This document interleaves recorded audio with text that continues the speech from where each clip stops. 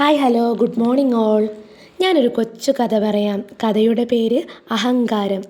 ഒരു ഗ്രാമത്തിൽ രാമുവും ഗോപിയും അടുത്ത കൂട്ടുകാരായിരുന്നു. ഇരുവരും ഒരുമിച്ചാണ് കളിച്ചും പഠിച്ചും ഒക്കെ വളർന്നത്. രാമുവിന് ഒരുപാട് പണമുണ്ടായിരുന്നു. എന്നാൽ ഗോപി പാവപ്പെട്ട ഒരു കുടുംബത്തിലെ അംഗമായിരുന്നു.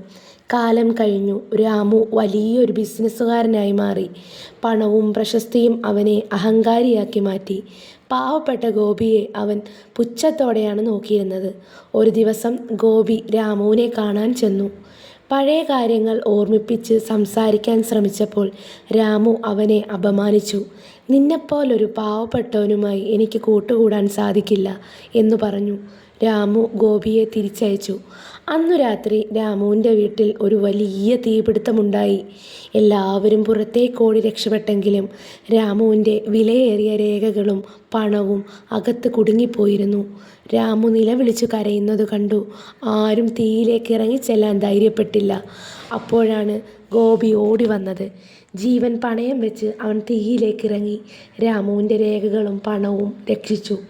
രാമുവിന് തൻ്റെ തെറ്റ് മനസ്സിലായി. ഗോപിയുടെ കാലിൽ വീണ് അവൻ മാപ്പ് പറഞ്ഞു.